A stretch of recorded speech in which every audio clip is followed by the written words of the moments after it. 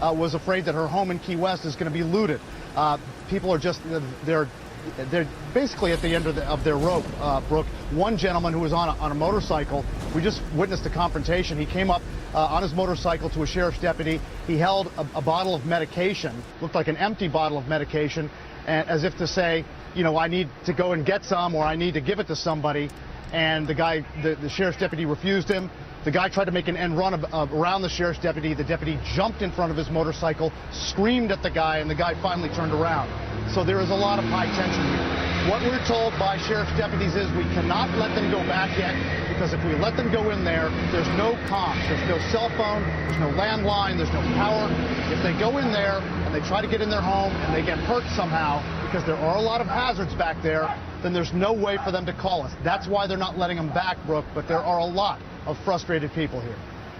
So what are they to do if they're turned around in the immediate future? Where do they go? Well, a lot of them, Brooke, have stayed right here. There are some cars over here. There are some cars over here to my right. They're just kind of camping out. And by the way, the weather is playing a huge factor in this, just like it's played a factor in everything for the last week and a half down here in South Florida. It is a South Florida September scorcher. It's 90+ degrees here. There is no breeze. These poor people are sitting here in hot cars. A lot of them are saying, I'm going to stay here in my car. I don't care. I just want to get past that checkpoint. And we asked a sheriff's deputy just when the timetable is for them to let people through, and he said, I have no idea. They're not telling us anything.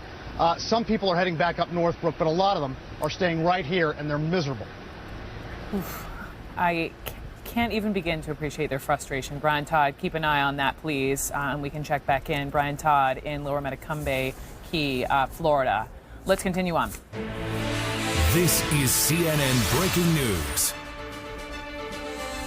Hour 2 for me. You're watching CNN. I'm Brooke Baldwin. Thank you for being here. A cleanup and recovery from Hurricane Irma now underway in the southeast, but the conditions in the storm's aftermath are turning deadly. This tragic, gut-wrenching situation has been unfolding in Hollywood, Florida. At least 6 people have died at a nursing home after the facility lost its air conditioning during the storm. Firefighters are now evacuating some 100 other elderly residents from this particular home. Right now, a lot of them are being treated for respiratory distress, or dehydration, heat-related issues. As Brian mentioned, it's hot down there. The police chief in that community says this is now a criminal investigation. Right now, the building has been sealed off and we're conducting a criminal investigation inside. We believe at this time that may be related to the loss of power and the storm, but we're conducting a criminal investigation, not ruling anything out at this time.